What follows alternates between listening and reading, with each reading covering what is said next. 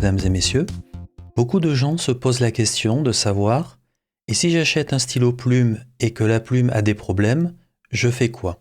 Du baby bottom, la plume est scratchy, un flux d'encre irrégulier, l'impression que la plume freine plus ou moins suivant ce qu'on écrit. Tous ces problèmes, on les rencontre assez souvent, même sur des plumes neuves. Le premier conseil évident, si vous n'êtes pas sûr de vous, renvoyez le stylo. Un stylo plume que l'on vient d'acheter, bien entendu, il est neuf et il doit fonctionner. Cependant, avec les plumes, tout n'est pas toujours si simple. Tout d'abord, bien entendu, tous les stylos ne sont pas neufs et une plume peut avoir des problèmes pour de multiples raisons. Ensuite, il y a parfois des petits changements qu'on peut faire sur une plume. Ces petits changements ne sont pas toujours dus à des problèmes sur la plume, mais sont simplement des changements de confort. En résumé, la plume tunée ou réglée d'une autre manière vous convient mieux.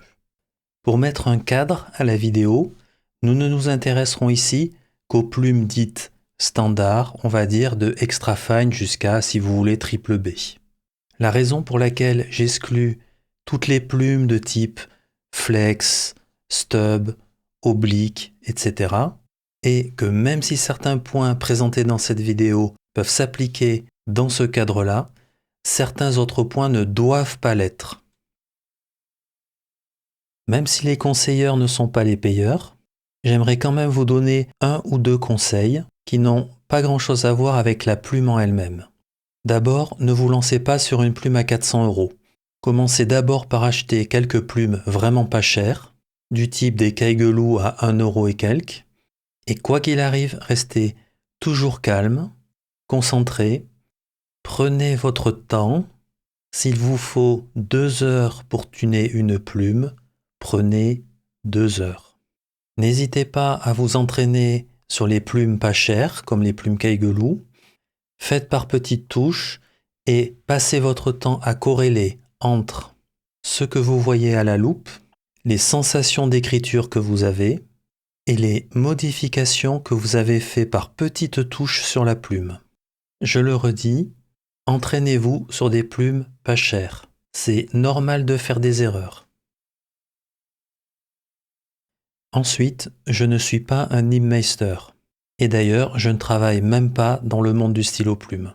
Mon seul objectif avec cette vidéo est de partager avec vous les quelques expériences que j'ai dans le difficile art de tuner les plumes. L'autre raison pour laquelle je fais cette vidéo est tout simplement qu'elle m'a été gentiment demandée. Si elle peut servir ne fût-ce qu'à quelques personnes, eh bien tant mieux, j'en serai content. Par ailleurs, si un nibmeister passe par là et voit la vidéo, je serai non seulement très heureux qu'il vienne poster sous la vidéo pour donner quelques conseils, mais je pense que ça aiderait beaucoup d'entre nous si un professionnel faisait quelques vidéos en français sur le tuning de plumes, voire même comment grinder une plume. La première question que je me suis posée, c'est comment j'allais faire cette vidéo. En effet, je me suis fait une liste de points de problèmes qu'on rencontre assez souvent sur les plumes, mais je n'ai pas à ma disposition des plumes ayant tous ces problèmes. Je n'entrevois donc qu'une seule solution.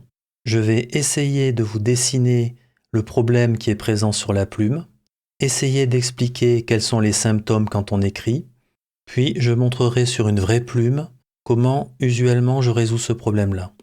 Par ailleurs, je tiens à rappeler, avant de faire ce qu'on appelle couramment smoother une plume, c'est-à-dire adoucir l'écriture, ou bien encore vouloir retirer du baby bottom, il est nécessaire de vérifier, avant toute chose, que la plume est bien tunée et bien réglée. Si vous ne le faites pas, vous risquez de générer de nouveaux problèmes sur la plume.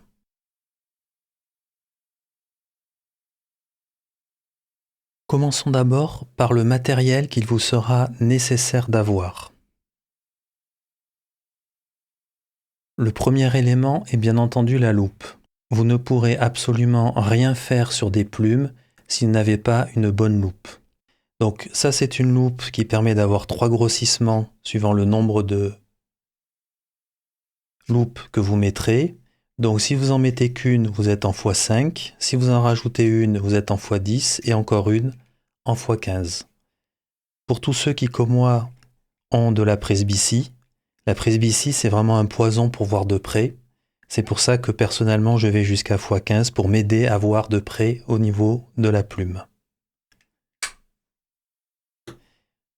Autre chose, des grippes en caoutchouc. Alors, ça peut s'acheter en grande feuille, comme ceci. Bon, ça attire beaucoup la poussière, hein, ce genre de caoutchouc. En tous les cas, il vous faudra des petits morceaux de caoutchouc comme ceci, car ça aide énormément pour retirer les plumes des housings. Des fois, on n'y arrive pas sans ces petits bouts de caoutchouc. Ça améliore énormément le grip, ça vous donne beaucoup de force supplémentaire pour pouvoir retirer les plumes, et ça répartit aussi un petit peu la force. Ici, nous avons quelques plumes caillou. Alors ça, c'est le matériel de base si vous voulez vous entraîner. Donc c'est important. Avec ces plumes-là, au moins, vous n'aurez pas peur de faire des bêtises. Et c'est comme ça qu'on se crée une petite expérience pour pouvoir voir quel est l'effet de modifier une plume sur l'écriture. Ça, c'est un petit outil qui permet de régler les soupapes au niveau des voitures. Je vais arriver à l'ouvrir. Et vous avez des tas de petites cales, comme ceci, qui vont de vraiment très très fin. Donc vous voyez ici, vous avez du 0,02 mm, donc 2 centièmes de millimètre, et ça monte progressivement 0,03, 0,04, etc. jusqu'à, alors je ne sais pas, 0,5. Bon, tout en sachant que les cales dont vous aurez le plus besoin, ben vous allez vite vous en rendre compte, hein. Ce sont les cales qui vont approximativement de 0, on va dire 0,2, 0,3 jusqu'à, suivant ce que vous voulez faire, 0,08, 0,09, tout en sachant que ça, c'est déjà un petit peu large.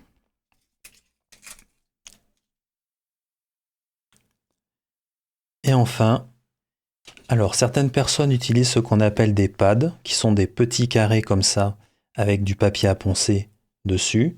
Moi, je ne les utilise plus parce que comme j'utilise énormément de ce type de papier, les pads me reviendraient très cher parce qu'un lot de pads, ça coûte entre 10 et 15 euros. Et par ailleurs, on utilise beaucoup les pads avec un certain grain élevé, type 10 000, 12 000. Et du coup, vous achetez un lot de pads complet pour n'utiliser surtout que les derniers pads. Qu'est-ce que j'ai comme grain au niveau du papier à poncer ?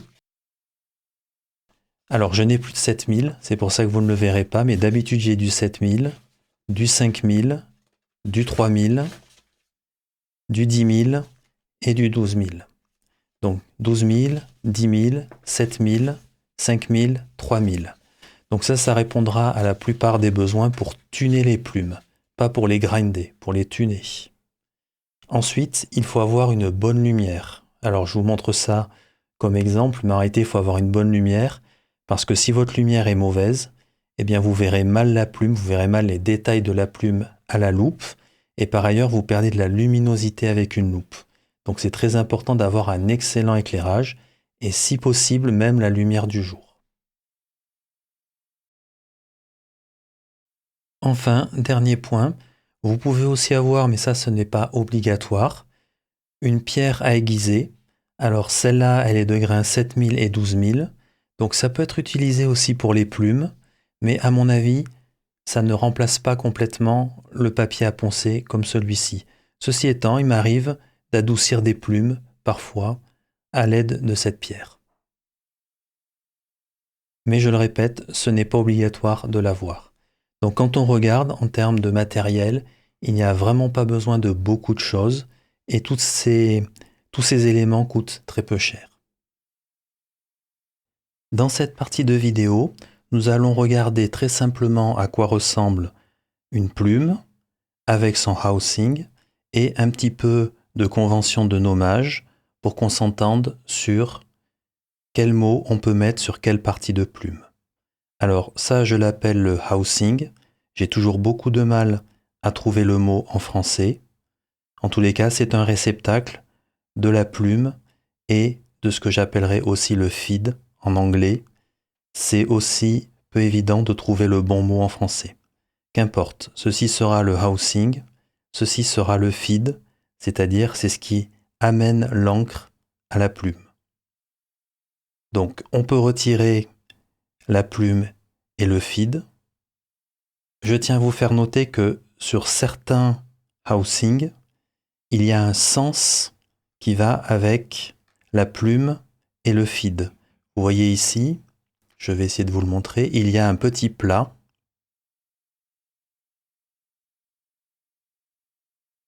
À cet endroit-là, vous pouvez voir un plat en bas, et après le reste est en cercle, et vous pouvez voir ce plat est reproduit sur le feed à ce niveau-là. Donc il faudra toujours avoir le feed dans ce sens-là, correspondant au plat. Donc il y a un sens pour mettre le feed et la plume. Donc quand on voudra mettre la plume plus le feed, on aligne la plume avec le feed, on fait attention au sens à cet endroit-là, et on met l'ensemble dedans. Donc le housing, le feed et la plume. Si vous n'arrivez pas à enlever, ça arrive parfois, le feed et la plume du housing, je vous conseille le caoutchouc qui est ici. Vous pouvez très bien mettre le caoutchouc là, un caoutchouc ici, et ça améliore votre grip, ce qui vous aide à enlever la plume et le feed du housing.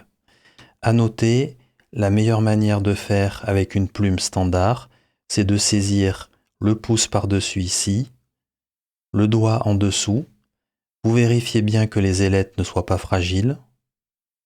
Vous tenez ici le housing et vous tirez surtout droit.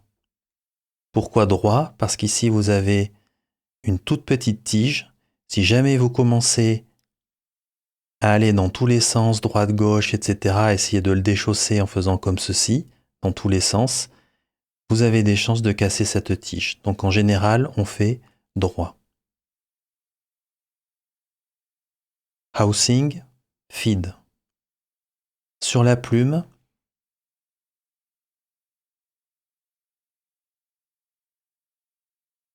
nous avons en anglais le bout de la plume, qu'on peut appeler la boule iridium, même si aujourd'hui ce n'est plus de l'iridium, mais communément nous disons tous la boule iridium. Ça s'appelle en anglais le tip. Ensuite, vous avez les deux ailes.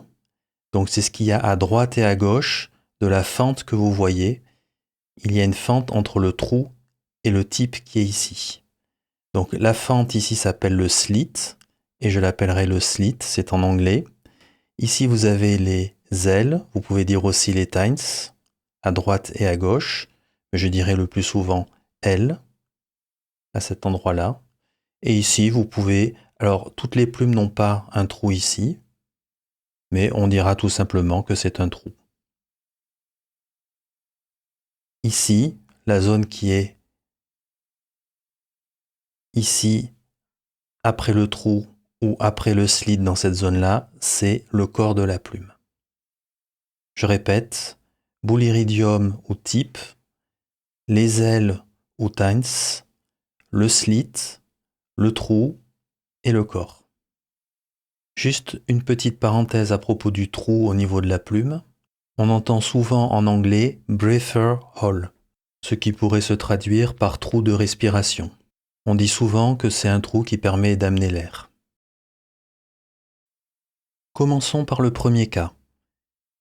L'encre n'afflue pas suffisamment pour pouvoir écrire, voire n'afflue pas du tout, et vous avez en permanence, quels que soient les traits, quel que soit le moment, pas assez d'encre qui arrive sur la page et les traits deviennent quasi inexistants par moment où il n'y en a pas du tout. Alors il y a une première chose qu'il faut vérifier. Vous avez le feed et vous avez la plume. Il faut vérifier que le feed est bien collé à la plume dans cette zone-là. Je vous fais un petit dessin. Alors je suis très mauvais en dessin, donc je m'en excuse par avance.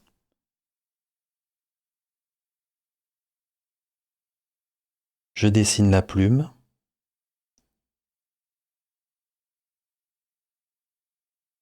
Et je dessine le feed, cas normal.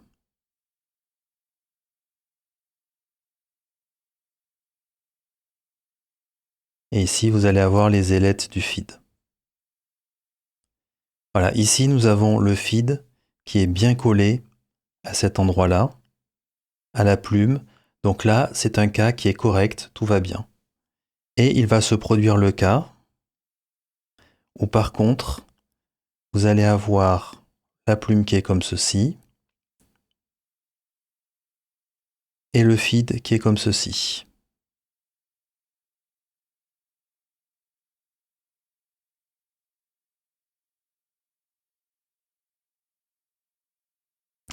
Avec les ailettes.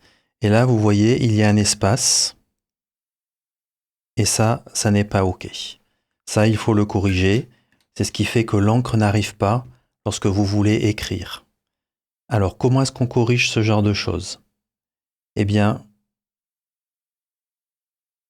alors, je vais d'abord dire, il y a un premier cas. Vous avez utilisé un feed qui ne va pas avec la plume et vous avez ce cas-là.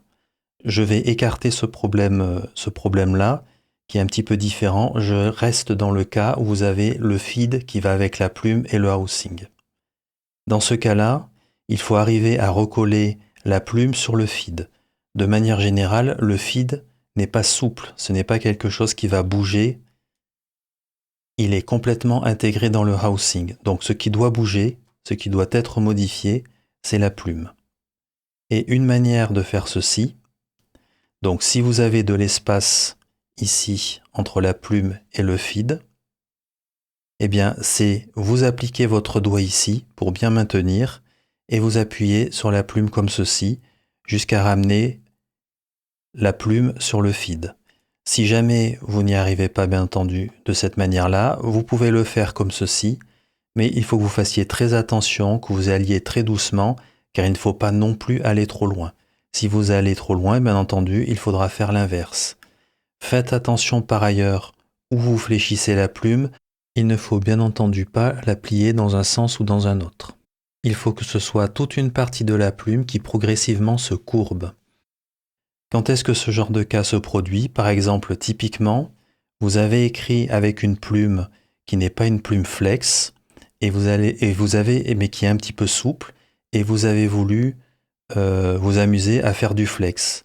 Par exemple, typiquement, une plume de pélican M1000, elle est très souple, cette plume, mais elle n'est pas faite pour faire du flex. Et si vous vous amusez à faire un peu trop de flex avec cette plume, eh bien, vous allez voir que la plume va se décoller du feed. Eh bien, pour ramener la plume, il faudra faire comme ceci. L'inconvénient de faire comme ceci, c'est-à-dire de ramener la plume contre le feed, c'est que quand on fait ceci, si on le fait dans ce sens-là, eh bien, le slit qui est ici va s'écarter au niveau de la plume.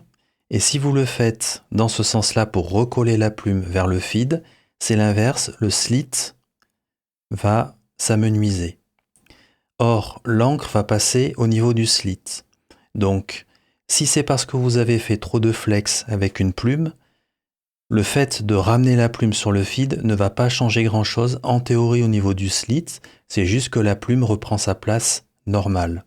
Par contre, si c'était un autre problème, eh bien vous allez, en faisant ça, et il faut le faire bien entendu pour ramener la plume sur le feed, vous allez fermer le slit, comme ça. Et le problème de fermer le slit comme ça, c'est que vous allez aussi assécher la plume d'encre. C'est-à-dire que l'encre va aussi avoir des problèmes pour affluer au niveau de la page. Donc d'un côté, vous avez résolu le problème de mettre la plume sur le feed, mais de l'autre, vous avez créé un autre problème, c'est que le slit s'est refermé. Je vous mets 2 photos à l'écran pour vous montrer ce que ça donne lorsqu'on a trop appuyé sur une plume, c'est-à-dire qu'on a fait du flex sur une plume qui n'était pas prévue de faire. Pour dire les choses clairement, j'ai juste appuyé comme ceci. Et qu'est-ce que vous observez au microscope? Eh bien, le feed s'est clairement décollé de la plume s'est relevée un petit peu comme ça, donc ça empêchera l'encre d'arriver. Et si vous regardez au niveau du slit et au niveau des ailes de la plume, donc je vous le montre au microscope dans ce sens-là, eh bien ça s'est complètement écarté. Donc non seulement l'encre ne va pas arriver, mais en plus la plume va être scratchy de cette manière-là.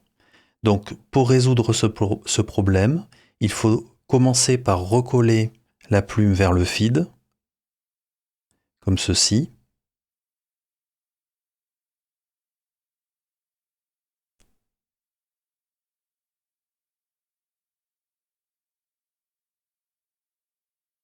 N'oubliez pas de bien mettre votre doigt ici. Ne forcez pas sur le feed. Et si vous n'arrivez pas à aller jusqu'au bout, comme c'est le cas présent parce que j'ai vraiment beaucoup relevé la plume, j'enlève et je mets bien le doigt à cet endroit-là pour ne pas abîmer la plume et je vais progressivement, voilà, ramener la plume dans une bonne position. N'oubliez pas à chaque fois de réessayer et de vérifier ce que cela donne en y allant tranquillement. Donc là, clairement, le feed est recollé. Pas de problème. Et je regarde par contre, je ne suis pas encore allé assez loin parce que je vois ici le slit est très écarté. Donc je n'ai pas encore complètement recollé la plume proprement et ramené le slit à une position normale.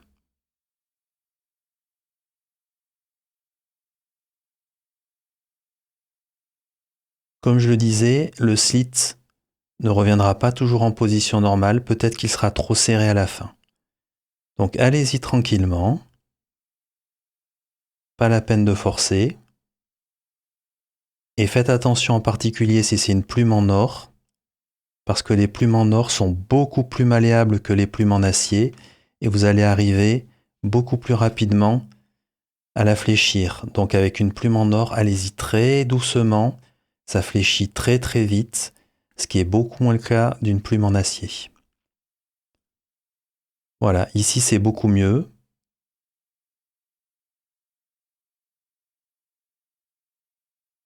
Et je vais vous montrer au microscope ce que ça donne. Alors comme je ne peux pas regarder à la loupe, il se peut que ce ne soit pas parfait, mais grosso modo, ça sera relativement correct. Je vous montre le résultat à la loupe. Au microscope, pardon.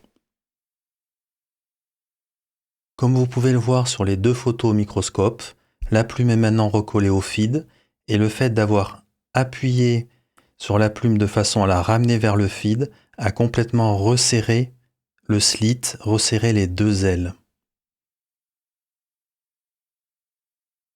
Nous passons maintenant au cas 2. Le symptôme est toujours un petit peu le même. Vous avez un problème d'afflux d'encre. En résumé, en général, c'est pas qu'il n'y a pas du tout d'encre, mais il y a une vraie sécheresse de la plume, il y a un vrai manque d'encre quand vous écrivez. Vous avez vérifié le feed est bien collé, il n'y a pas de problème. Là, le point qu'il faut vérifier, c'est le slit et l'ouverture du slit. Petit dessin. Si on regarde la plume vue de ce sens-là, de dessus, normalement, la plume est censée être comme ceci. Vous avez la boule iridium comme ceci, partagée en deux.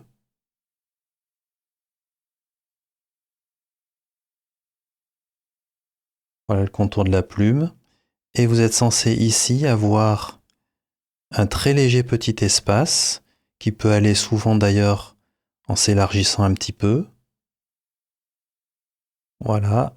Et ici, vous avez ce petit espace jusqu'au briefer hole, le trou au niveau de la plume, à cet endroit-là. Et dans certains cas, ce petit espace qui est ici n'existe pas et vous avez directement la boule iridium comme ceci et vous ne voyez quasiment aucun espace. Alors parfois il y a un petit espace qui se crée dans cette zone-là, mais en tous les cas, vous avez une zone où il n'y a quasiment pas d'espace. Comme ceci. Et ça, c'est typique. Vous pouvez avoir un manque d'encre qui arrive à cause de ça jusqu'à la boule iridium. Donc il va falloir aller de cette forme-là de slit jusqu'à cette forme-là. Alors usuellement, Alors ça dépend, on peut aimer les plumes plus ou moins sèches, plus ou moins humides, ça dépend si une plume F, une plume M, etc. Mais l'ordre de grandeur d'espacement ici doit être aux alentours de, je dirais, 0,04, 0,05 par là millimètre. C'est pas gravé dans le marbre, mais c'est juste pour donner un ordre de grandeur. Et c'est là où c'est très intéressant d'avoir ce petit outil qui sert à régler les soupapes dans les voitures. C'est un outil qui coûte presque rien, mais ça permet d'avoir des épaisseurs, de mesurer des épaisseurs. Et vous voyez, ici, la dimension est indiquée. Typiquement, ici, je vais prendre la 0,05 par exemple. Voilà, et je vais voir si on peut glisser ici le 0,05. Alors j'ai bien entendu un peu refermé la plume avant de démarrer la vidéo. Je vais vous montrer comme toujours des images au microscope, mais si vous prenez une cale par exemple de 0,05, alors ici l'objectif va être de la rentrer, donc essayez à proximité du trou, du briefer hole qui est ici. C'est souvent ici que vous aurez un petit écartement, donc ça facilitera. Et lorsque je remonte, eh bien c'est très très dur. Voilà, vous voyez, j'arrive même pas à remonter. Eh bien ça c'est que parce que le slit est complètement serré et j'ai du mal à remonter. Alors en forçant un petit peu, bien entendu, j'arrive à remonter parce que la cale vient écarter les deux ailes pour ouvrir le slit. Mais ici ça va accrocher fortement parce que le slit, les ailes ne sont pas assez écartées. Dans ces conditions-là, eh bien, l'encre n'arrivera pas jusqu'à la boule iridium parce qu'il n'y a pas de zone de passage.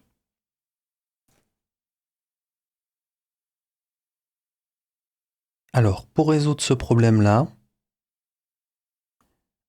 une première méthode, eh bien, on peut faire la même chose qu'avant, mais rappelez-vous, il faut quand même que la plume reste collée au feed quoi qu'il arrive. En résumé, on peut appuyer sur le dos de la plume comme ça, avec le doigt, et progressivement, en redressant un petit peu le bout de la plume, il faut bien entendu rester raisonnable, il faut regarder en visuel. En redressant le bout de la plume, ça va écarter les ailes. Donc si vous remontez un petit peu comme ça le bout de la plume, l'écartement se fera et un slit se recréera. Ceci étant, le problème c'est que, premièrement, ça ne doit pas être fait à l'infini puisque vous allez décoller la plume du feed, mais aussi il faut quand même que vous restiez en écriture à 45 degrés correct. Donc on peut un petit peu le faire dans ce sens-là pour aider. Donc si on a très peu à regagner, du genre 0,01, 0,02 pour que ça se passe mieux, on peut le faire sur cette méthode-là. Ça reste cependant limité, mais c'est très rapide à essayer et ça peut très bien fonctionner sans souci. Donc on relève un petit peu. N'oubliez pas de bien garder le doigt sur le dessus de la plume, ici. Voilà, on peut redresser un petit peu comme ça la plume, mais il faut quand même que la plume donc reste correcte et reste collée au feed lorsque l'on fait ça.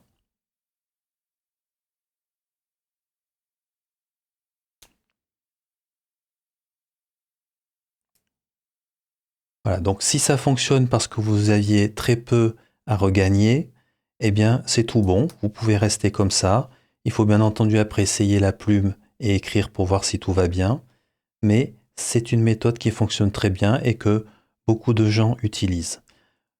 Je rappelle une nouvelle fois, si vous pressez la plume en gardant le doigt ici vers le haut, ça va écarter les ailes et ouvrir le slit, donc augmenter l'afflux d'encre.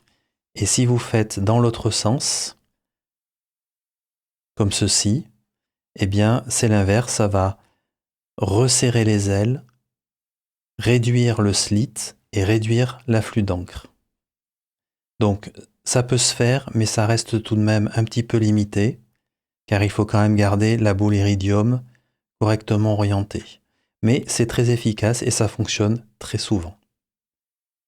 La dernière méthode, elle est un petit peu plus difficile entre guillemets à faire. Rappelez-vous, les plumes en or sont beaucoup plus malléables, il faut y mettre beaucoup moins de force qu'avec les plumes en acier.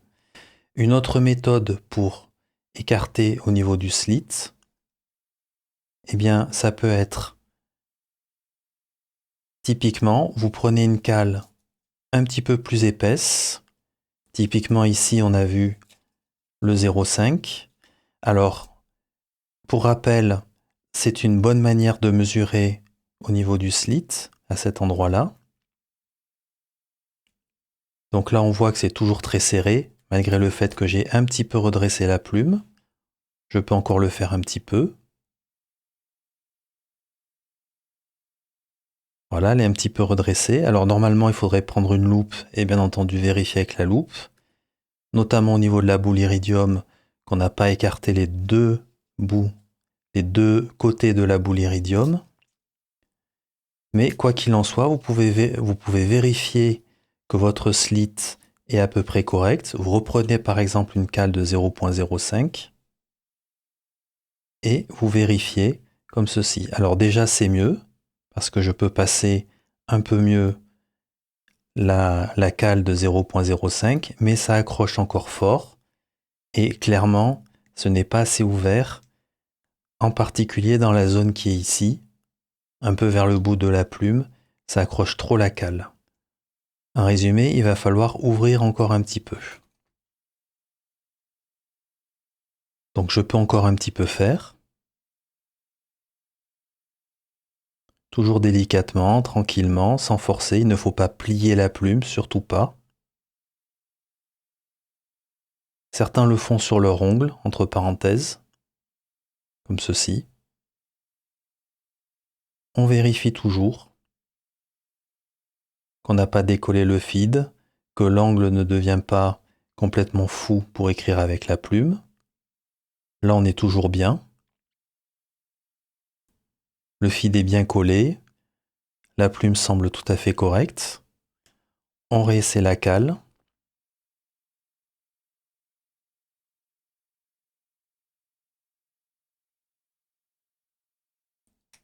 Il faut quand même arriver à l'insérer, cette cale. Voilà. Là, ça commence à aller mieux, ça accroche un petit peu, mais on a encore un petit peu gagné. Et la dernière méthode, pour gagner encore un petit peu plus, c'est soit vous utilisez une cale un peu plus forte et vous allez la passer plusieurs fois au niveau du slit. Typiquement, vous pouvez prendre une 0,08 ou quelque chose comme ça. Alors, il faut bien entendu arriver à l'insérer.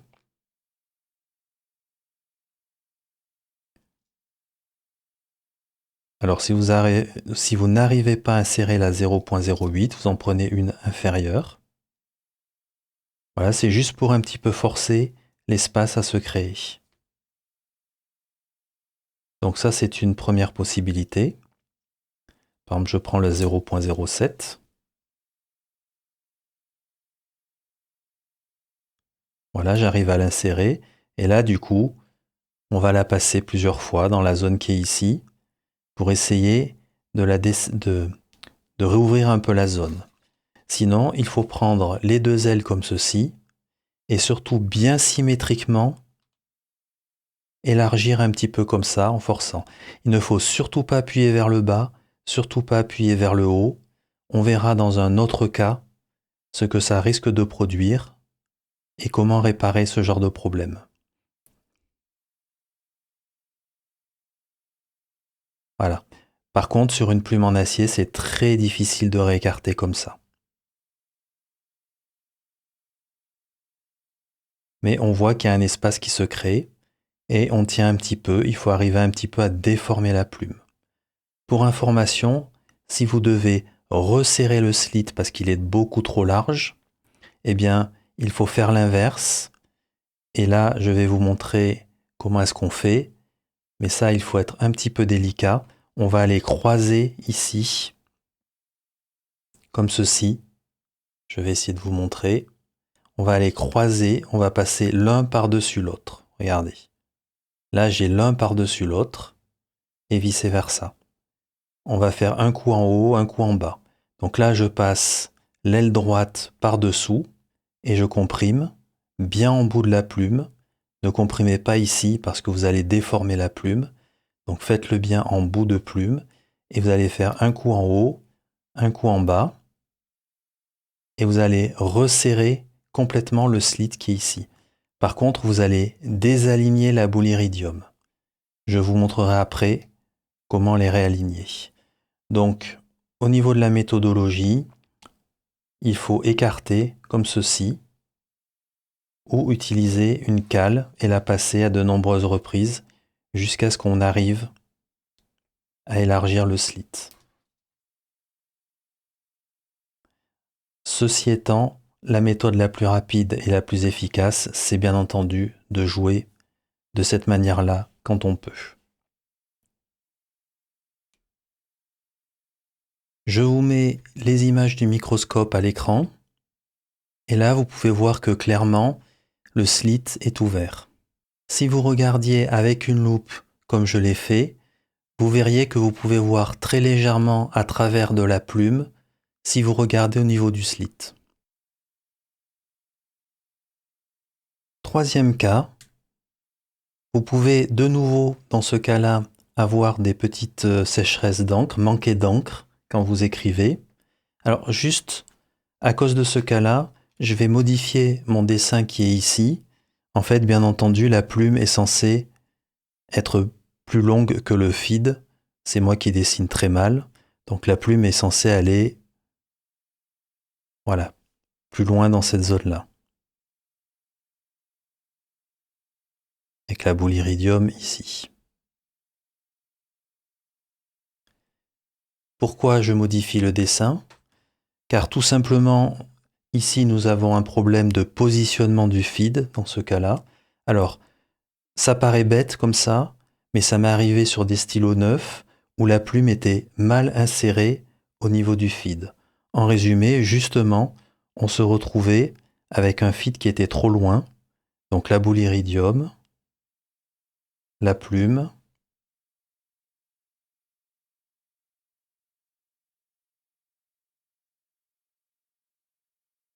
et le feed était, par exemple, à ce niveau-là, très très loin.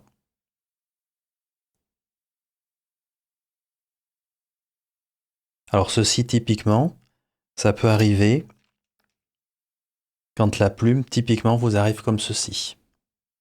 La plume est trop loin, comme ça, c'est-à-dire que la plume n'a pas été enchâssée suffisamment loin dans le feed. Alors là, on le voit par transparence que ce n'est pas assez loin, puisqu'elle est censée aller jusqu'ici, à cet endroit-là. Mais là, vous voyez, bien entendu, j'ai exagéré dans le cas présent, mais là, vous voyez, le feed va être tellement loin qu'il y a de fortes chances que vous ayez des problèmes pour avoir de l'encre au niveau de la boule iridium. Et bien ça, c'est tout simplement que la plume n'a pas été enchâssée suffisamment loin. Alors, bien entendu, c'est très visible quand c'est comme ça, mais quand c'est beaucoup plus fin, que c'est des plumes aussi qui peuvent être plus grosses et que c'est par exemple comme ça, eh bien là, ce n'est pas forcément très visible et là, vous risquez quand même d'avoir des problèmes d'afflux d'encre. Tout simplement parce que il manque ça au niveau de l'insertion. Il peut y avoir des tas de problèmes aussi, par exemple si le feed n'est pas inséré dans le bon sens ou tout simplement que la tige ici n'est pas rentrée. Alors, dans certains piston fillers et autres, il n'y a pas de tige, donc le système est un petit peu différent suivant les cas, piston filler, vacuum filler, etc. Mais globalement, il vaut mieux vérifier que tout est bien inséré au niveau du housing, que vous voyez bien ici des choses correctes et que la plume en particulier est bien insérée jusqu'au bout. Si vous voyez un très grand espace à ce niveau-là et que l'encre n'afflue pas, ça peut être vraiment tout simplement qu'il faut enchâsser la plume proprement jusqu'au bout. Quatrième cas d'école. Alors, la manière de repérer ce quatrième cas d'école est très très simple et c'est quelque chose qui arrive très couramment sur des plumes neuves hélas.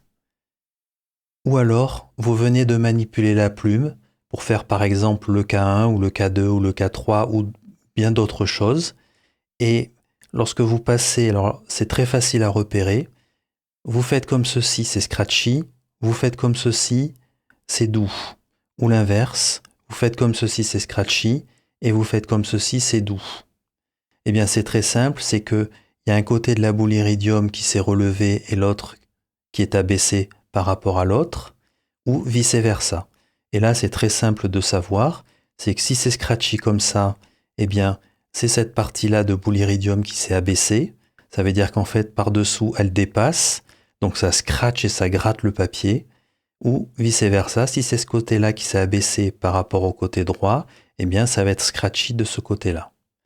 Pour le vérifier, c'est très simple. Alors d'abord, je vais vous le dessiner sur le papier, de profil. Vous avez ici la boule iridium.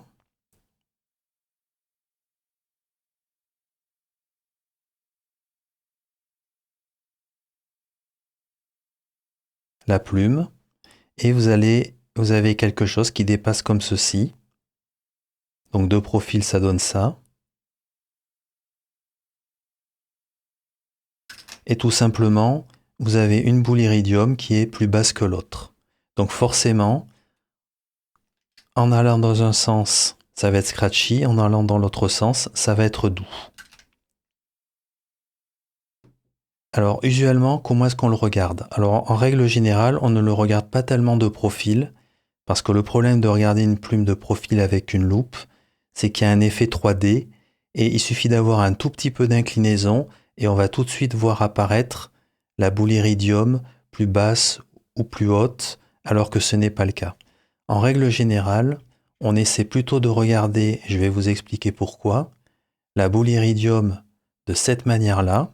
Alors, j'ai la loupe comme ça, et j'essaie de mettre la plume à 45 degrés par rapport à 45 degrés avec le feed sur le dessus, comme ceci, afin de regarder la plume. Donc, pourquoi à 45 degrés? Tout simplement parce que si vous écrivez à 45 degrés avec votre plume, eh bien, ce que vous êtes en train de regarder, c'est la surface d'écriture, c'est-à-dire c'est la zone avec laquelle vous écrivez. Donc, il faut que la plume ait le feed en haut, et la plume soit inclinée à 45 degrés, votre angle d'écriture, par rapport à la loupe. Comme ça, vous êtes sûr de regarder votre surface d'écriture. Et là, vous allez voir si de chaque côté, les deux boules iridium sont bien alignées ou s'il y en a une qui est plus haute ou plus basse que l'autre. Je vous montre ça sur le microscope, vue de profil et vue à 45 degrés comme je vous l'ai montré, et je pense que les images parlent d'elles-mêmes. Comme vous avez pu voir au microscope, eh bien, la plume sera scratchy en allant comme ceci, et elle sera douce en allant comme ceci. Donc là, c'est très facile à rééquilibrer puisque il suffit juste de faire comme ceci ou comme cela pour savoir si c'est scratchy ou pas. Donc comme c'est scratchy en allant par là, ça veut dire que c'est le côté gauche qui est trop bas. Eh bien, vous pouvez soit remonter l'aile gauche qui est ici, soit abaisser l'aile droite qui est ici. Alors vous pouvez le faire sans le feed ou avec le feed. Alors si vous redressez, vous pouvez le faire avec le feed. Donc vous y allez tranquillement. Vous glissez votre ongle ici sous l'aile, à cet endroit-là. Vous posez votre pouce ici et vous remontez tout doucement, tranquillement, ici, l'aile gauche, jusqu'à ce que ça revienne au niveau de l'aile droite. Voilà, là c'est encore un tout petit peu scratchy. Ça allait encore. Et vous y allez tranquillement comme ceci.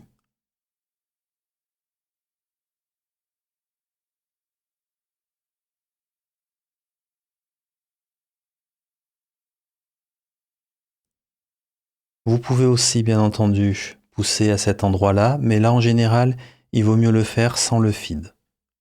Et je vous montre le résultat au microscope.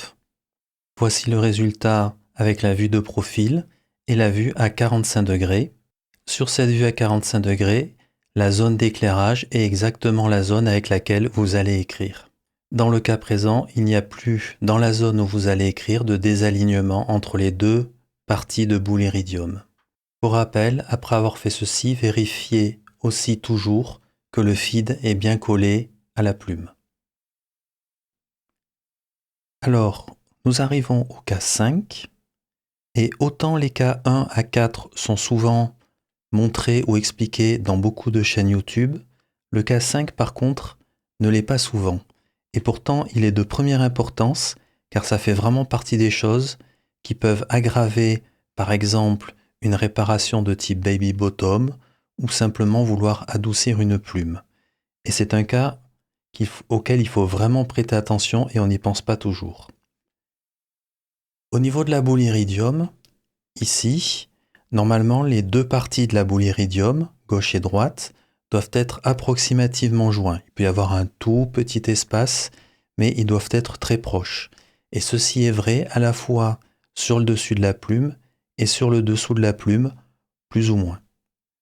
Par contre, il y a un cas où la plume peut arriver avec les ailes, au lieu qu'elles soient normales comme ceci, les ailes peuvent être fléchies comme ceci, ou fléchies dans l'autre sens comme ceci. Et c'est très compliqué à voir parce que juste en regardant la symétrie des ailes, on va rien voir puisque les ailes restent symétriques au niveau de la plume. Il y a une manière de voir ce problème-là, c'est de regarder la plume de face comme ceci. Je vais vous le dessiner. Alors, usuellement, la plume doit être comme ceci, vue de face.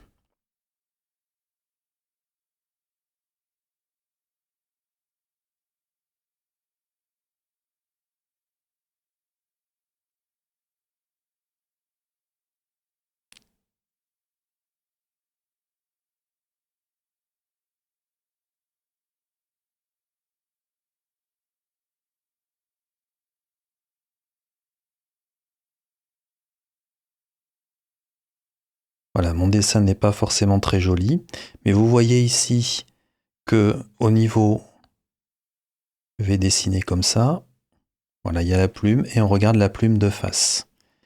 Ici, nous avons les deux parties de boule iridium qui sont joints ou quasiment joints, très très proches. C'est important. Ici, nous avons une petite séparation qui se passe un peu en accent circonflexe. C'est une zone assez importante qui est adoucie pour que la plume ne soit pas scratchy à l'intérieur. J'expliquerai quels sont les problèmes qu'on peut avoir dans cette zone-là en particulier, mais un petit peu plus tard. Et ça, c'est le cas qui est OK. Et il y a deux cas qui peuvent se produire. C'est dans le cas où la plume a été, les deux ailes sont un peu trop comme ceci ou un peu trop remontées. Dans ce cas, nous verrons ça de face. J'accentue bien entendu un petit peu.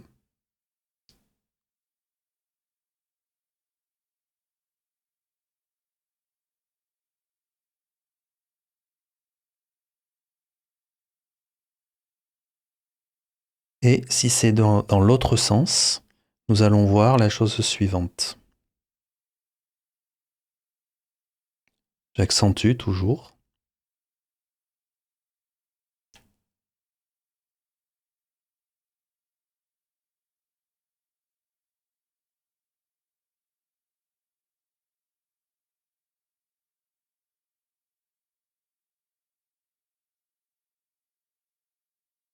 Voilà la vue de face. En fait, ceci correspond tout simplement comme si j'avais attrapé la plume, comme ceci, et que j'avais pris les deux ailes et que je les avais mis en accent circonflexe. Si je les mets en accent circonflexe, en prenant la plume comme ceci, je vais me retrouver avec ça. Si par contre je prends la plume et que je remonte les bords comme ceci, je vais me retrouver avec ça. Et ça, dans les deux cas, ce n'est pas du tout bon. Là, vous risquez d'avoir des problèmes qui ressemblent à du baby bottom.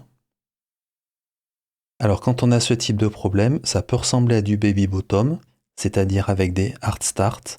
C'est-à-dire quand vous faites des traits comme ceci, le trait, lorsque vous démarrez le trait, il vous manque 1, 2, 3 mm de trait au début et l'encre se met à arriver a posteriori. Vous pouvez aussi avoir un vrai problème d'arrivée d'encre, ou vous pouvez avoir des choses beaucoup plus éradiques, comme ceci, c'est-à-dire avoir à la fois un peu de baby bottom, mais aussi des fois des assèchements d'encre, des choses comme ça. Et ici, en général, c'est plutôt des assèchements d'encre que vous avez. Ça peut se passer un peu n'importe quand. Vous écrivez, et puis à un moment donné, tout à coup, le trait devient très fin, ou alors le trait est vraiment toujours très fin, et ça se passe mal au niveau de l'écriture, c'est très sec. En général, le problème n'est pas uniforme, il part un petit peu dans tous les sens. Avec ici, bien entendu, le slit, qui va être comme ceci et comme ceci.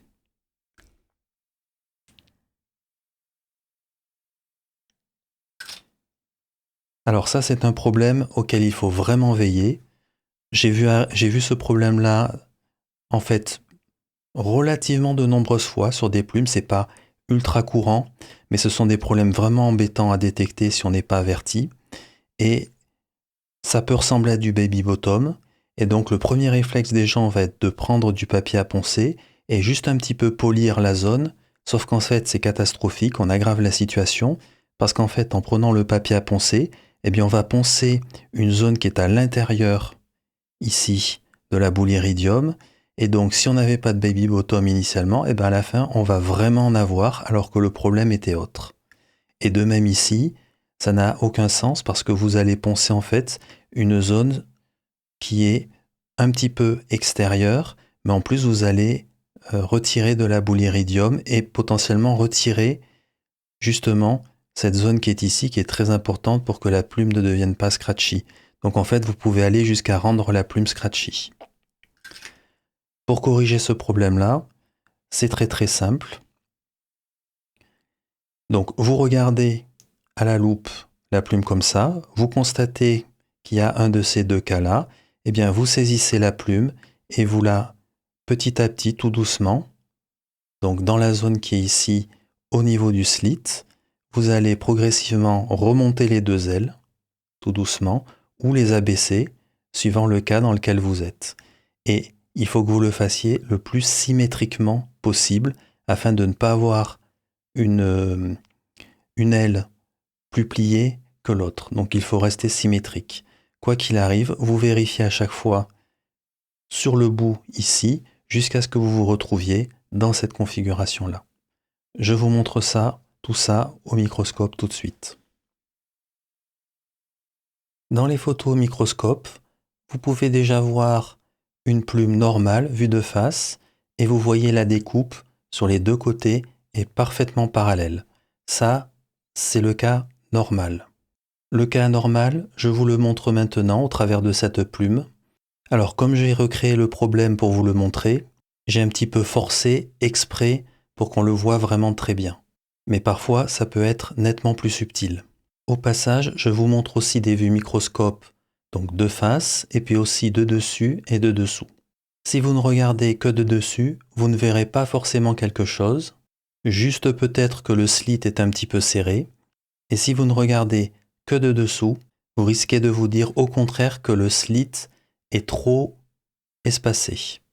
Mais là où ça devient vraiment évident, c'est quand vous regardez de face.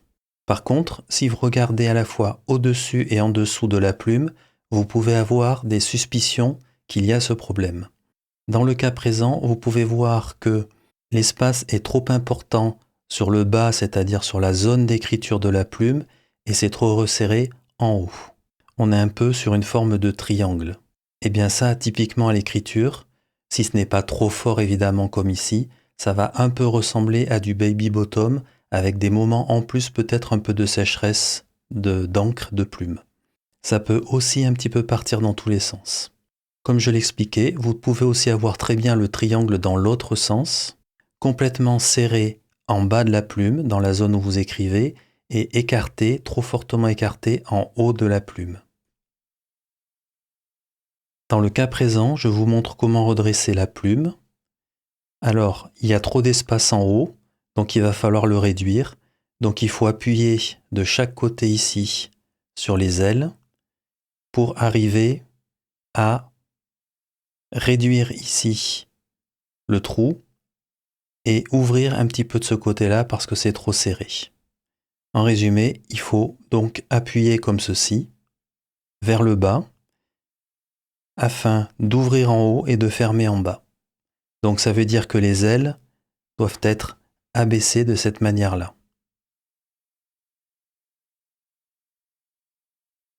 Tout simplement, il y a eu une déviation au niveau des ailes sur cette plume. Alors, pour votre info, ce problème-là est beaucoup plus courant sur les plumes en or que sur les plumes en acier, tout simplement parce que l'or a beaucoup plus tendance à se déformer que l'acier. Donc on trouve ce problème-là beaucoup plus rarement sur les plumes en acier. Par contre, juste pour vous donner une information, ça arrive même sur des très grandes plumes. Personnellement, j'ai eu un Pélican M1000 qui avait ce problème-là. En résumé, voilà, il faut un peu comme si vous vouliez faire comme ceci avec la plume, et vous le faites progressivement, et à chaque fois, vous reprenez la loupe et vous regardez comme ça de face pour voir si vous arrivez à remettre parallèles les deux côtés de la plume iridium, les deux découpes. Ah, j'allais oublier aussi, n'oubliez pas de repasser par le K4 afin de rééquilibrer les deux parties de la boule iridium, car après avoir fait tout ça, il y a fort à parier qu'il faudra le faire. Quoi qu'il en soit, après chaque étape, revérifiez un peu toute la plume. La plume que j'ai modifiée dans tous les sens est ici. J'ai sorti un stylo Kaigelu. Alors, je vais donc changer de feed et de housing la plume pour le mettre dans ce stylo Kaigelu. Bien entendu, c'est un feed et un housing standard Kaigelu. Rien de spécial de ce côté-là. Donc je retire ici la plume et le feed. Je rappelle, si c'est un petit peu dur, vous prenez les feuilles en caoutchouc. Sinon, vous pouvez placer le pouce par-dessus, le doigt sous le feed, comme ceci, et vous pouvez retirer. Donc je retire la plume qui était présente dans le stylo initialement et je mets la plume de cette vidéo. Attention, je rappelle, il y a un sens, donc il faut trouver le plat, ici. Voilà, et on enfonce bien la plume. Là, ça semble correct. Comme j'ai changé de housing et de feed, je vais revérifier la plume. Elle était correcte avant que je remonte dans ce feed et dans ce housing. Eh bien, je vais revérifier la plume, car il peut y avoir eu un petit peu de détuning à cause des contraintes qu'engendre le feed et le housing. Il peut y avoir en effet des variations entre des housing et le feed.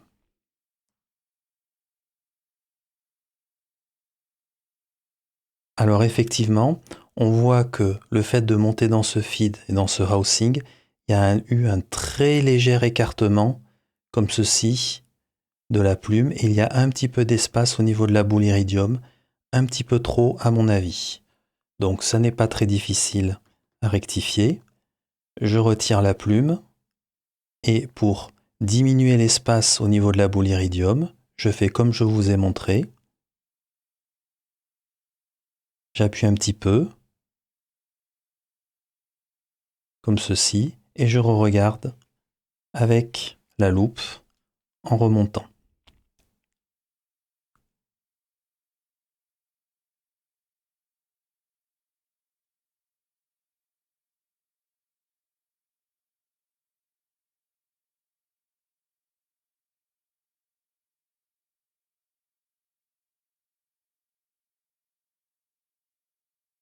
Il manque un tout petit peu, donc je recommence.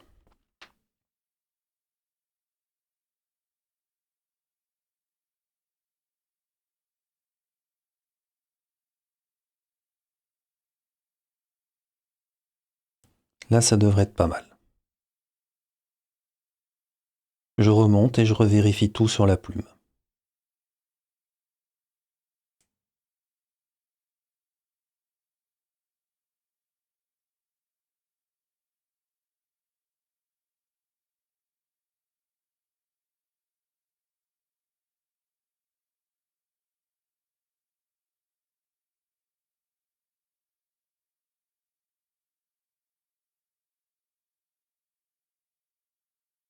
Ça me semble pas mal.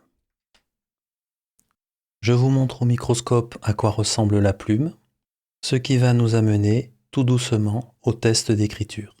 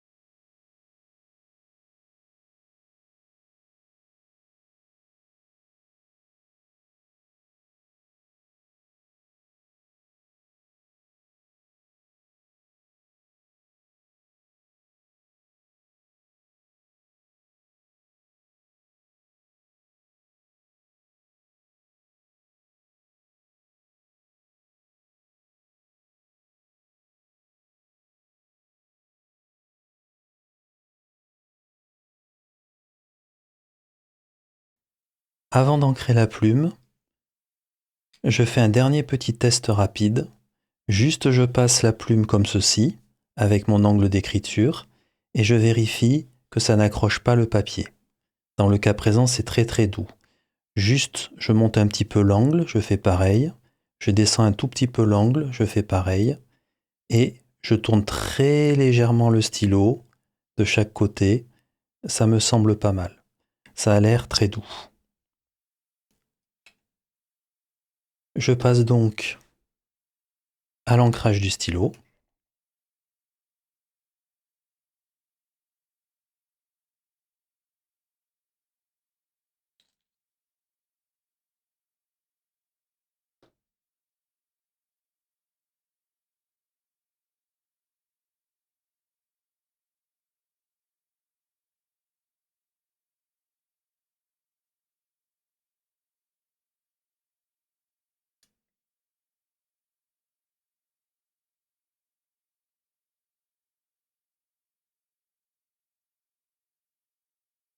J'essuie la plume et le grip.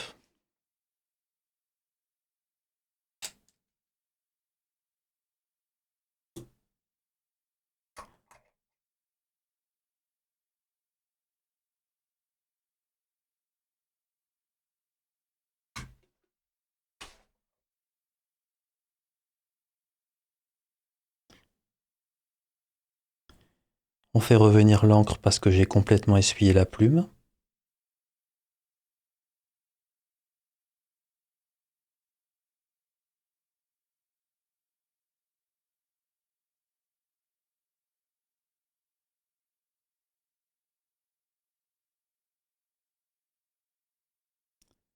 Ça semble tout à fait correct.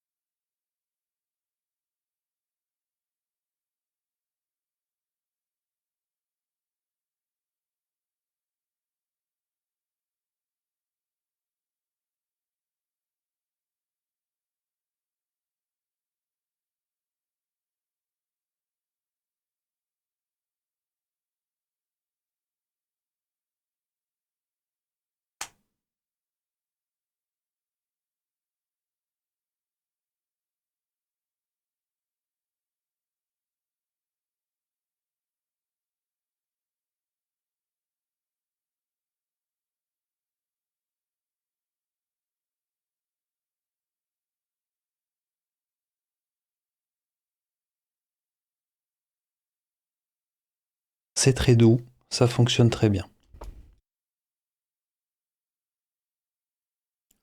On vérifie au passage qu'il n'y ait pas de baby bottom.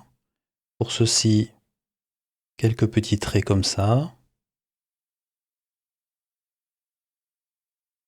Aucun problème.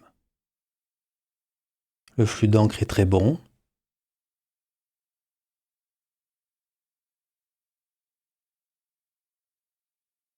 Aucun souci. Ici se termine la première partie de la vidéo. Elle n'est bien entendu en rien exhaustive quant aux problèmes que vous pouvez rencontrer sur une plume, mais j'ai essayé de recenser ceux qui me semblaient les plus courants. Ensuite, je ne suis pas Nimmeister et je n'ai pas du tout la prétention de l'être. Les solutions que je donne dans cette vidéo sont à la fois basées sur ma propre expérience, mais aussi basées sur ce que j'ai pu apprendre grâce à diverses documentations et ou à d'autres youtubeurs qui ont eu un petit peu la même démarche que moi ici. N'oubliez pas aussi, entraînez-vous d'abord sur des plumes pas chères. Allez-y petit à petit et passez votre temps à corréler entre les modifications que vous faites, ce que vous observez à la loupe et vos sensations d'écriture. Restez calme et prenez des pauses. Elles sont nécessaires si vous voulez retrouver vos sensations d'écriture à partir d'un certain moment. Quoi qu'il en soit, le réglage ou tuning de la plume est un passage obligatoire avant de sortir le papier à poncer et de modifier définitivement la plume en lui retirant du matériau. Cette dernière action est irréversible. Ceci fera l'objet d'une partie 2 à cette vidéo, mais il faudra probablement attendre un petit peu, car entre le tournage, le montage et les sous-titres en français et en anglais, auxquels il faut ajouter ma presbytie et mon grand âge, eh bien on n'est pas sorti de l'auberge. C'est sur ce petit trait d'humour que je vais vous laisser. Enfin, s'il reste encore une personne pour regarder cette vidéo d'1 heure, et je vous remercie à tous pour votre attention et à bientôt. Why do you believe in what you see?